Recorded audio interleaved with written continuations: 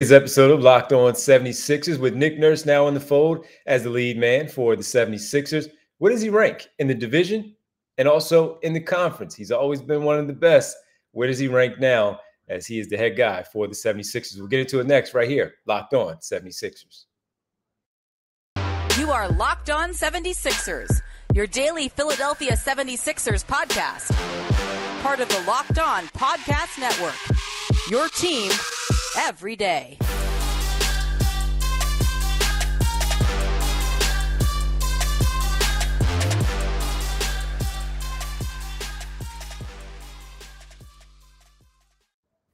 Welcome. You are Locked On 76ers. I'm Devon Givens from 97.5 The Fanatic Radio here in Philadelphia alongside my co-host Keith Pompey, as always, Sixers beat writer for the Inquirer.com and the Inquirer. What's happening, Keith? What's popping, D? What's popping? It's a Friday. That's what's popping. And that's always a good day. Friday's a great day, right? No question. Start things off, man. Start things off. Well, listen, man, we got to thank everybody for joining us on this Friday, making Locked On 76ers your first listen every day. And remember, Locked On 76ers is free and available on all platforms, including right here on YouTube at Locked On 76ers. We'll get into later the Danuel House piece where he has opted into his second year of his deal with the team. Where does he fit in? Does it make sense for him with Nick Nurse? And also another guy who has to figure out what he wants to do with his player option, Montrezl Harrell. Does he also fit in the scheme with Nick Nurse? But first, we keep it going with the Nick Nurse conversation, Keith. And by doing so, I wanted to ask you, as we look at the 15 teams in the conference, Nurse has been one of the best since he stepped on the sideline for the Raptors, winning the championship in year one, year two, coach of the year in the East and in the Eastern Conference. And just wanted to ask you, man, when you look at the 15 teams, including the Sixers overall in the conference, and the 5 teams, including the 76ers in the Atlantic, where does he rank in both the conference and the division? You know, it's weird. I mean, that's a good question. I keep going back and forth for where he ranks in the conference. But in the division, you know, you have to say it's a two-coach race between him and Tom Thibodeau. Right now, it's funny how things happen, though, right? When I first got on the beat, the 3 best coaches in the league were Greg Popovich, Tom Thibodeau, and Doc Rivers. Now you look at it and, you know, Tibbs has lost a little bit of his luster, you know, since he left Chicago. But you look at it and you have to say that Nick Nurse right now is a better coach. You know, Nick Nurse is weird. Nick Nurse is weird to me, though, because when you look at him, you talk about the 2 British championships, right? You talk about him being the Canadian national team coach. You know, you talk about him winning the championship his first year as a head coach in Toronto and the 2 G League championships. So you give him, you know, you say he's the best coach, but we all want to see what he does with the Sixers. But his resume, you have to say that he's an elite coach. Now, when it comes down to the conference, you know, I'll say I give him top 5. I mean, I will. You know, but it's also hard because, you know, I think Eric Spoelstra is the best coach in the East. Yep. You know, I look at what's my man name? Snyder. Quinn Snyder's an elite coach. Yep. You know, you look at Monty Williams, you know, a guy who keeps turning programs around. But when you look at it, you have to give you got to give Nick Nurse one of the top 5 coaches in the Eastern Conference. You have to. Yeah, well, we debated yesterday, and it got pretty fun and nice little back and forth. Not going to get a debate from me on this one. I think he's best in the Atlantic, top 5 in the East. I think he's better than Monty Williams, honestly, even though he did help turn Phoenix around and the things that he's done before in general. But I do have Nick Nurse over Monty Williams right now. So I would say top 4, and you look at Quinn Snyder. I agree with you there where he's very, very good. I guess sustained success. Quinn Snyder has had that. The difference, of course, is Nick Nurse got to the NBA Finals and won that championship with the Coach of the Year as well. So that's a good conversation. Billy Donovan is a solid one. And that's really where I stop, Keith. Honestly, I don't really go any further and looking at any of these other teams and saying that they have an edge at the coaching situation than the Philadelphia 76ers. Rick Carlisle, of course, will be in the conversation as well as he continues to help rebuild Indiana. And of course, we talk about something like this because oftentimes, like we did with Boston, notice, folks, we left Joe Mazzulla out of the conversation there in the Atlantic and in the conference overall. He still has more to prove.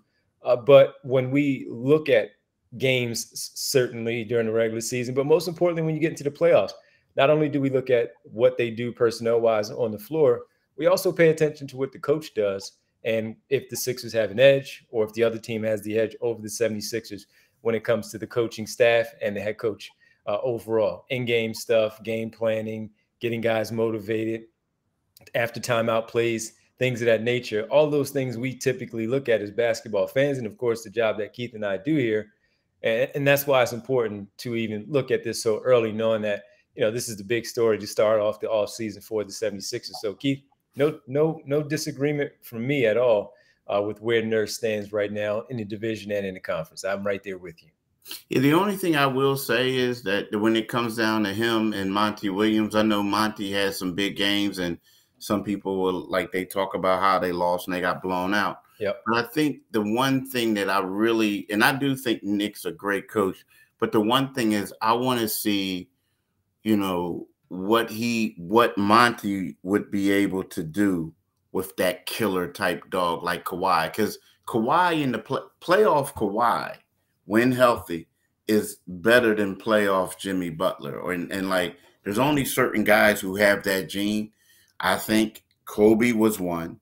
LeBron's another. Talking about in the playoffs, right? Just that competitiveness. Kobe, LeBron, Jimmy Butler, and Kawhi are all on that short list, like that type of guy. So I would like to see what a Monty Williams would have like that. And another guy who had that gene too in him was kind of like a Kevin Garnett. You know what I mean? A guy that's like, I'm coming after everything. So, you know what I mean? Great coach. But I would like to see, when we talk about Monty, if he could get that guy, if he had that guy. You know what I mean? I tend to think that Devin Booker has some of that in him when they made that finals run. This ain't quite. He's there, he does, but he's not like. I mean, he's I wouldn't say he's them. Yeah, he's not quite there yet. I wouldn't say that he doesn't have. It was his first run, and it didn't turn out the way he wanted it to. I would say he turns it up like that, but he ain't quite there though. He ain't quite there yet. Yeah, not quite there yet. But he has that type of demeanor, absolutely.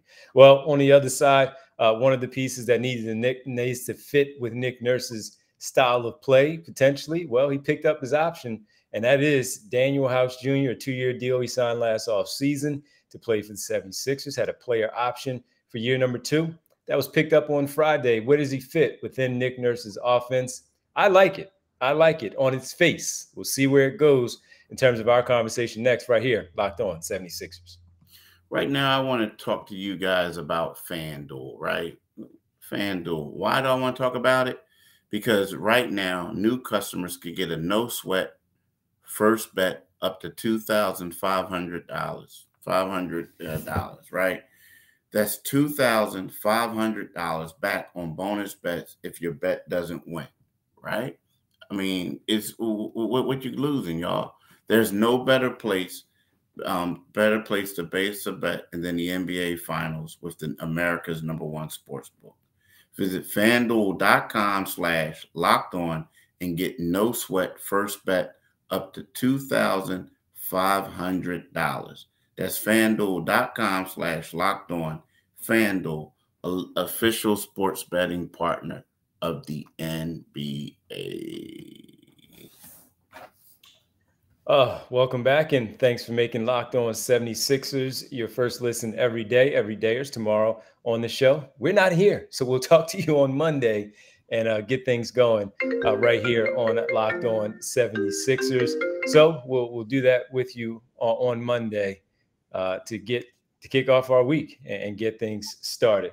All right, Keith, Danuel House, the veteran that he is, of course, brought in with the familiarity of both James Harden and Daryl Morey as a free agent pickup, a 2-year deal, player option on year number 2. That was picked up on Friday. It was something that we talked about, something that we paid attention to. So right now, Keith, as we look at the 76ers bench, right now on the Sixers bench, you do in fact have DeAnthony Melton, and at the moment, Danuel House, George Niang, Paul Reed, Jalen McDaniels, and we're talking regular guys, Shake Milton. Furkan Korkmaz is also still under contract on the final year of his 3-year deal.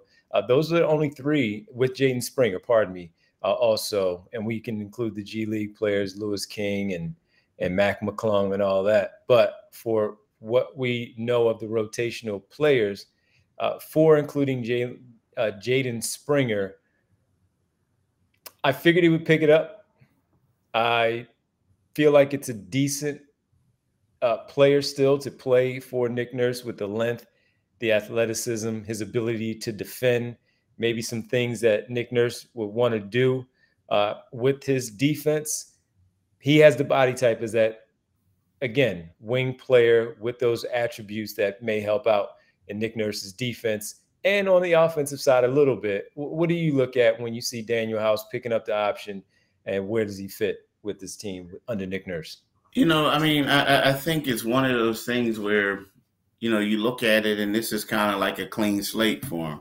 And what I mean by that is you got a new coach before you had Doc Rivers.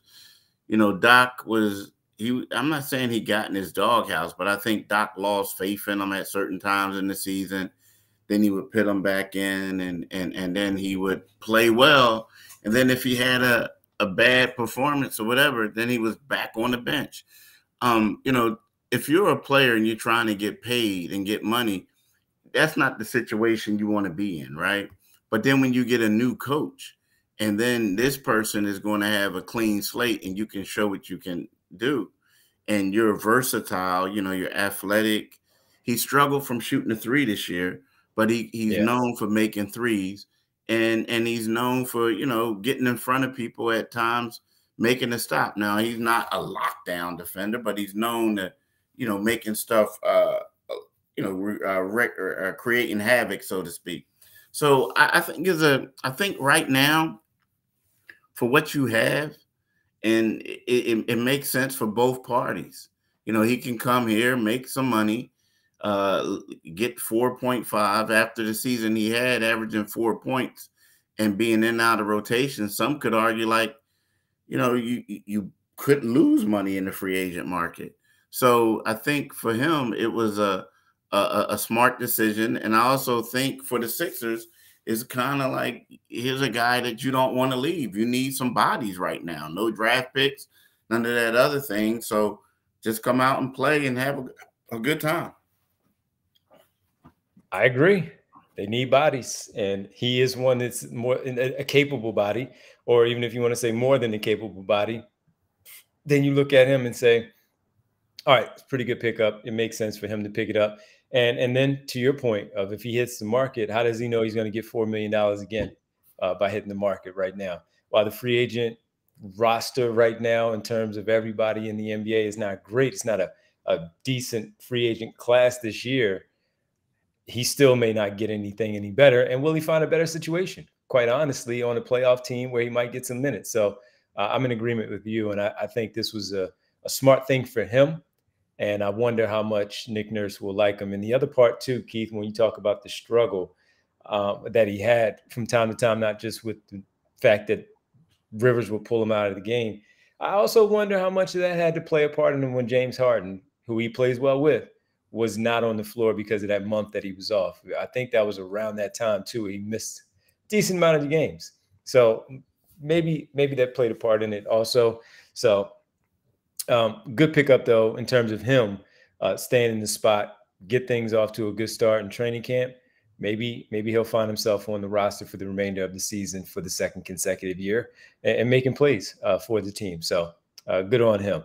We have to get into one more player who actually does once again have a player option, and that is Montrezl Harrell. I think this is a more interesting case because I have no idea what Nick Nurse would want to do with Montrezl Harrell. And I don't know what Montrezl Harrell would think about coming back as a backup when Paul Reed may still be the primary backup to Joel Embiid. So we'll get into that one final segment here on this Friday on Locked On 76ers.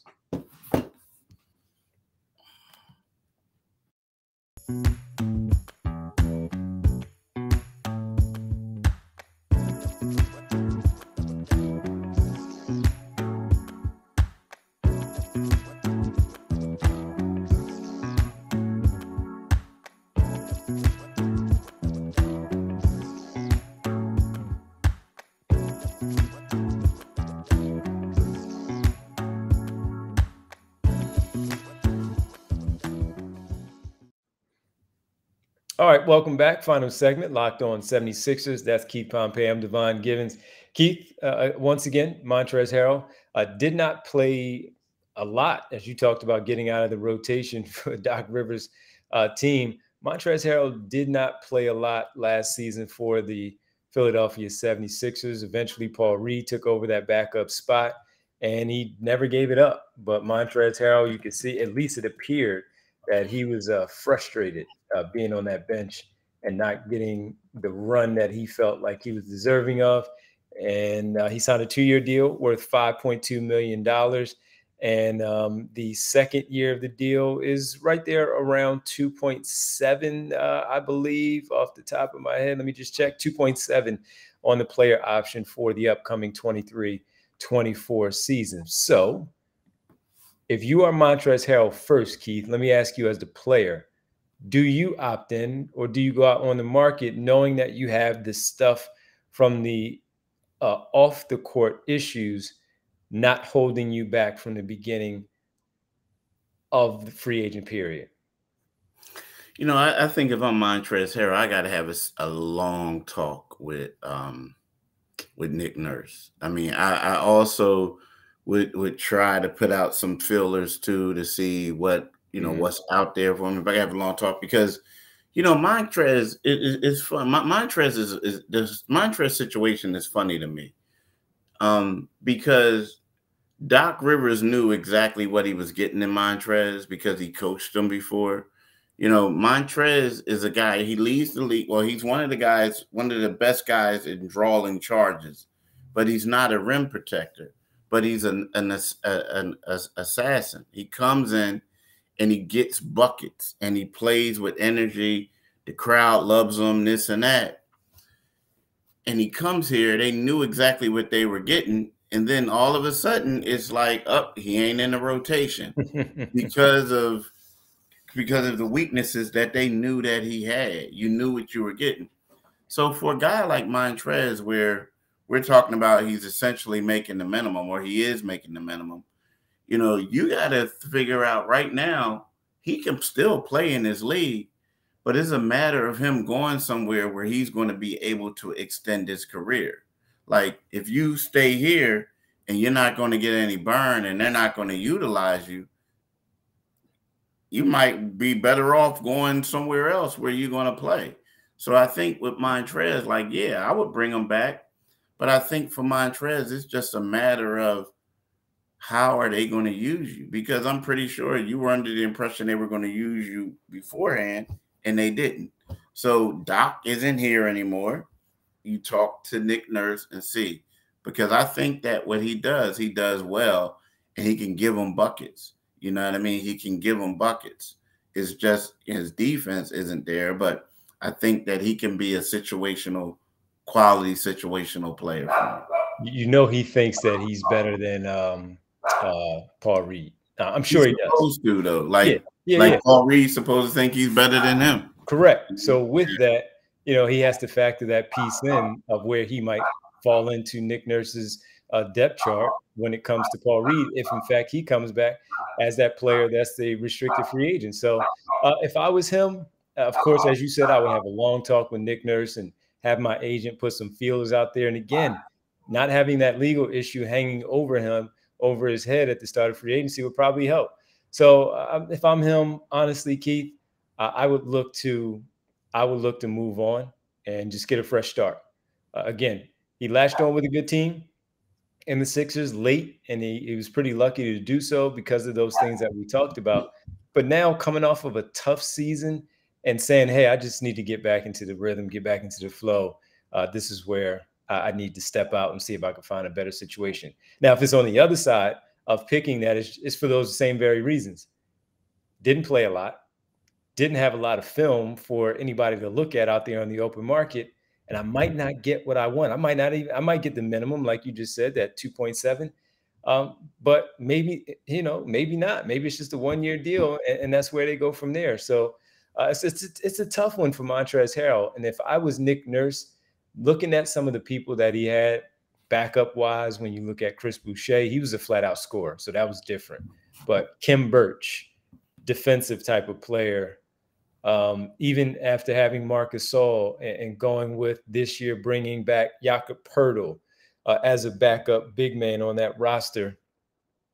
Man, scoring wise, yes. Defensively, for what they like to do, his ruggedness, I'm on the fence if I'm the team and trying to figure out if I want Montrezl Harrell back. I'm kind of copping out right now, as you did answer the question and you gave an answer. If I'm the team, because of their. But here's the question: it ain't about the team; it's about him. Well, no, I already answered for him. So, like, I'm just saying, if you're him, for him, I say no. You're him. Huh? Yeah, if I'm him, I go on the market again. If I was the team, I would look to bring him back because I don't have a lot of money to spend out there.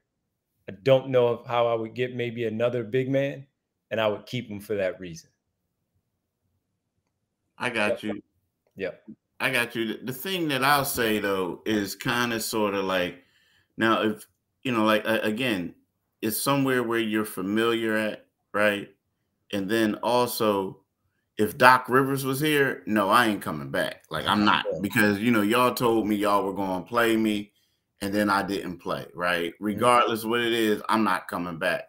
But if there's a new coach, it's kind of like a clean slate. You know what I mean? So, I mean, that's the only intriguing thing. But again, if somebody else is going to give you some money and you feel like they're going to play you, you got to go. But if not, I mean, I don't know. If I'm him, you just think long and hard. You know what I mean? Think long and hard. Yeah, no question. That one's certainly not a cinch. The Danuel House piece was a lot easier in trying to figure out if he should come back or not. And I think he should. And that's exactly what he did.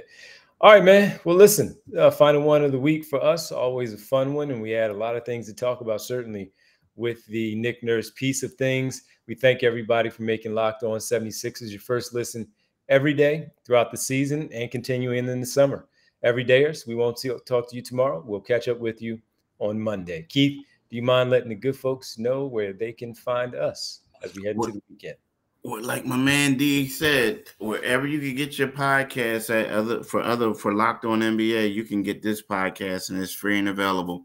And I'm gonna spell D's name right today. You can get my man D follow him on Twitter at Devon G, DEVONG 975 on Twitter, right? At DEVONG 975. You can follow me on Twitter at Pompey on Sixers. And on Monday, listen to my man D on 97.5 FM radio from 6 to 10 p.m. You can read my articles in the Philadelphia Inquirer, Inquirer.com. And you can come back to this podcast. Yep. And then with that, we'll talk to you Monday. Keith, have a great weekend, man. All right, bro. Peace.